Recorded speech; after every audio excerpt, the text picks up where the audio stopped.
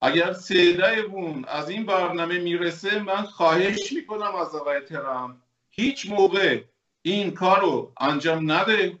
از اسرائیل خواهش میکنم حمله نکنه روی جمهوری اسلامی، چون جمهوری اسلامی سیاستمدارا آگاه نیستن، مغزشون ندارن، حرفای احمقانه میزنن، ولی ملت عزیز ایران خرجشو میده. ملت ایران متحد اسرائیل، ملت ایران متحد امریکاست. تا تموم. اصل مطلب شما در یک صحبت خیلی مختصر بیان کردی. جمهوری اسلامیه که این مشکلات داره درست میکنه، ولی ملت ایران نه دشمنی با کسی داره و بلکه برعکس مایل به دوستی و همکاری نزدیک با همه جهانه. ببینید من از زمانی که در برنامه با شما صحبت کردم در